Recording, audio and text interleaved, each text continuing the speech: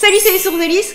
Aujourd'hui, j'ai envie de vous parler d'un gros coup de cœur manga. En fait, j'ai trop envie de vous parler. D'habitude, c'est plutôt le domaine de Morgane de faire des chroniques manga, mais là, j'ai des tout petits yeux parce qu'en fait, j'ai passé toute la nuit à lire ça jusqu'au petit matin et puis en plus, j'ai un peu bouffi parce que ça m'a ému aux larmes. En fait, j'ai lu jusqu'à la fin Love So Life. Love So Life, c'est fini! C'était trop beau. Franchement, mais ce manga, dès le début, c'était un gros coup de cœur. Et quand je disais à Bruno Tomen, à Bruno Femme que j'étais fan, en fait, il me disait horloge biologique. Mais en fait, pas du tout, parce que je trouve que ça s'apprécie, mais pour tout le monde. Alors d'abord, de quoi ça parle? Le pitch, c'est l'histoire de Shiharu, qui est une lycéenne de 16 ans et qui travaille en garderie en temps partiel. Et en fait, elle arrive à apprivoiser des petits jumeaux tout mignons, tout bébés encore, et qui apparemment ont une situation familiale plutôt compliquée. Et au moment où ce gars Kakoi, ce présentateur télé, vient pour récupérer les enfants qui en fait ne sont pas les siens, mais bon bah c'est compliqué justement, eh bien il se rend compte qu'elle est tellement incroyable qu'il va pouvoir l'aider. Alors il lui propose de devenir babysitter de ses enfants en particulier, à domicile. Et en fait, elle est tellement attachée à ses petits que, bah voilà, il va se passer plein d'histoires. Et justement, on pourrait se dire, ah tiens, ça fait un peu genre un drôle de père, ça va être plutôt sur l'histoire, comment élever un enfant, la maternité, tout ça. Mais en fait, il y a plusieurs manières de le prendre, et moi, au début, je l'ai pris comme une histoire super mignonne. Parce que, un petit peu comme Yotsuba par exemple, les enfants ils ont des attitudes et puis on vient à les comprendre, ils s'expriment d'une manière différente et puis après il faut leur faire évoluer. Et ça je trouve que c'est super intéressant et super adorable, c'est super trop kawaii. Et en plus de ça, l'histoire en fait se déroule plutôt en longueur, très tranquillement. Donc en fait on les accompagne dans leur quotidien au Japon. Par exemple les enfants viennent à avoir 3 ans et donc là il y a Shichigo-san, c'est la célébration des enfants qui ont 3, 5 ou 7 ans, donc pour eux 3 ans. Donc on les habille bien, on prend des photos et du coup c'est un moment qui est très particulier, qui reste ancré pour toutes les personnes qui sont présentes, les enfants en premier lieu. Et voilà, c'est super particulier.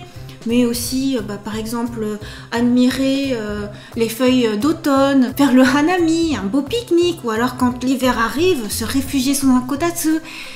Et finalement, toutes ces situations du quotidien vraiment typiquement japonaises, ça nous amène aussi à qu'est-ce que le cocon familial, qu'est-ce qu'une situation de famille, qu'est-ce qui fait qu'on est dans une cellule où on se sent bien, on se sent protégé et on va pouvoir grandir.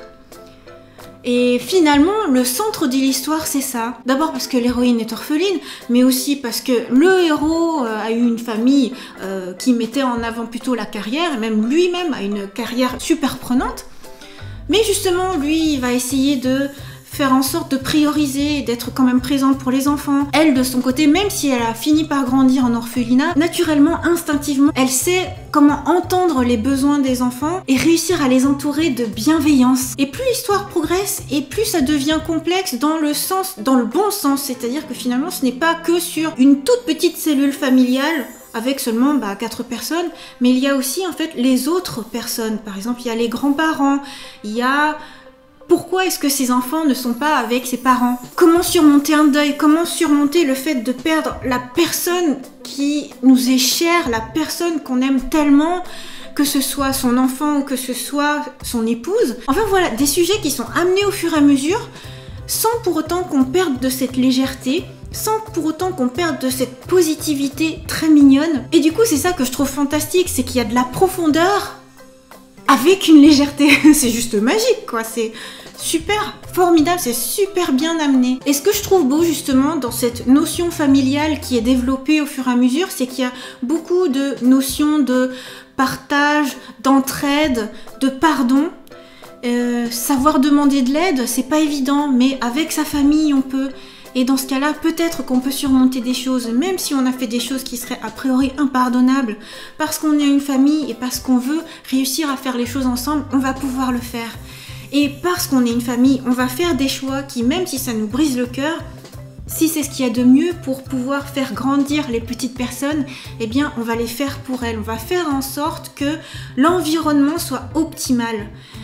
Et je trouve que ce que ça apprend aussi justement à travers ces 17 tomes et qui fait que c'était trop triste, mais c'était trop beau en fait. C'est pas triste moche, c'est triste beau. C'est que finalement on peut aussi se dire que même si à un moment donné on se sépare, même si on n'est plus tous les jours ensemble, même s'il y a peut-être même de la distance, eh bien on s'aime toujours comme une famille. Et voilà, je trouve que c'est trop beau. Et ça n'est pas que pour la famille d'ailleurs, les amitiés à distance, les relations à distance, ou même les gens qu'on voit très rarement, ou même s'ils sont par exemple, je suis en France, tu es au Japon, en Allemagne, en Italie, à Nice, à Menton, et bien même si on se voit pas souvent, on s'aime énormément, il y a un attachement réel et une bienveillance mutuelle. Et voilà, je trouve que Secret of Life c'est la vie. Et puis le petit bonus, parce que c'est un shoujo manga quand même, c'est qu'il y a une petite romance. Mais là, ce que je trouve beau justement, c'est que c'est pas hyper lourd, c'est pas oh, on ne pense qu'à ça, voilà, les émois adolescents, oh, je t'aime, moi non plus, qu'est-ce que je dois faire, gna, gna, gna. Non, là justement, c'est super mignon et c'est très responsable aussi, parce que les personnages ont tous une grande maturité, même l'héroïne qui pourtant est lycéenne. Et c'est super beau, mais voilà, ça c'est ce que je trouve beau dans certains mangas, c'est les promesses qui sont au long cours, sur plusieurs années. Ah, on est dans une société où tout va tellement vite, où tout doit être maintenant ou jamais, que ça fait du bien des fois de se dire « Ah, une romance qui est... Bon, je vais attendre que tu grandisses encore, je vais attendre que tu deviennes vraiment une femme, que tu aies vécu ta vie, tu as encore tellement de choses à explorer.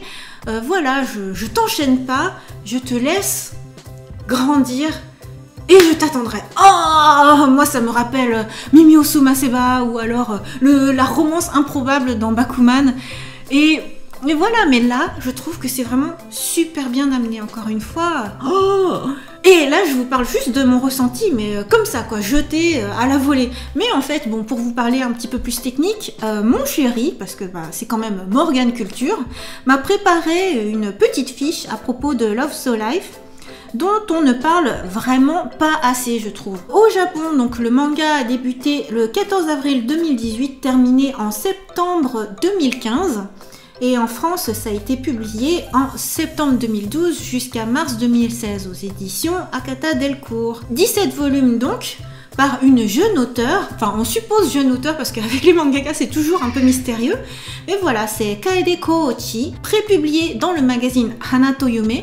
D'ailleurs, si vous remarquez un petit peu ma dernière création, il y a un petit peu Yume et Hana. Enfin voilà.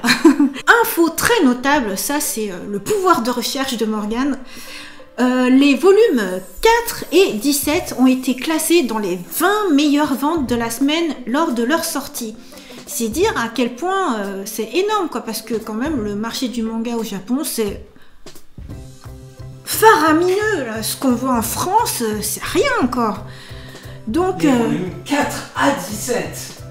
Oh, pardon, erratum, les volumes 4 à 17 et non pas seulement 4 et 17.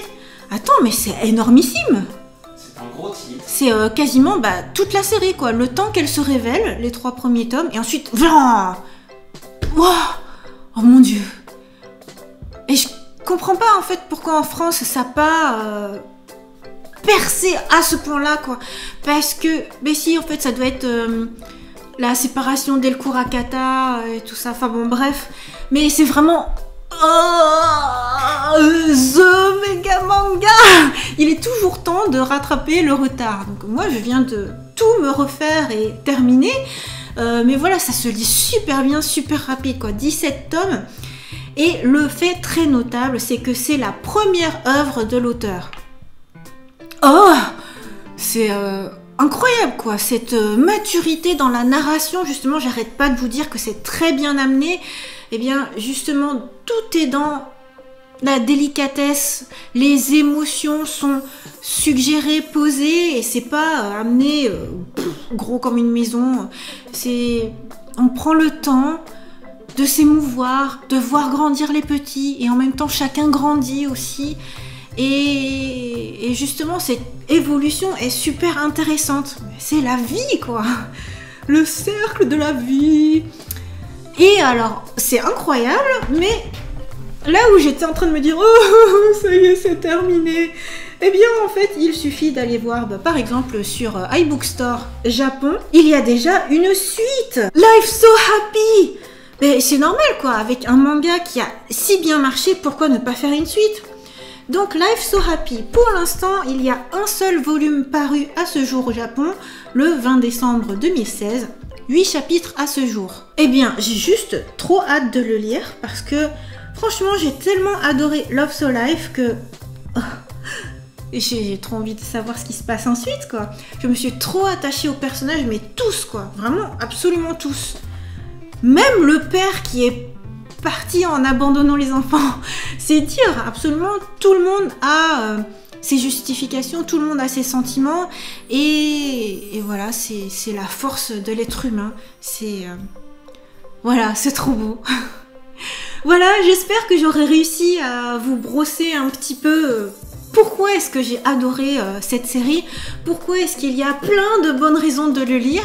Si jamais vous avez un petit peu les mêmes sensibilités que moi, je vous invite vraiment à vous pencher dessus. Et puis voilà, même si c'est un shoujo manga, ce n'est pas réservé aux hommes. Dès que j'en ai parlé à mon chéri, enfin dès que justement, enfin lui il était en train de ronfler, et puis au petit matin, voilà, je lui dis, j'ai trop pas dormi parce que ça m'a captivé, c'est juste trop bien. Et je lui ai raconté ce que je vous ai raconté là, et il m'a dit ça me donne trop envie de le lire. Bon voilà, j'espère que je vous aurai convaincu. En tout cas, pour moi, c'était vraiment super bon moment. Je suis trop contente de lire des mangas comme ça. Je trouve que c'est d'une richesse infinie, incroyable. Trop reconnaissante envers ces mangakas, ces staffs, ces éditeurs, tout, les éditeurs au Japon, les éditeurs en France, tous ceux qui nous amènent cette culture tellement enrichissante. Pour plein de choses, pour ressentir, pour réfléchir, pour se rendre compte, pour s'émerveiller. Voilà, c'est juste trop beau. Et voilà, j'espère que cette vidéo vous a plu. Bye bye!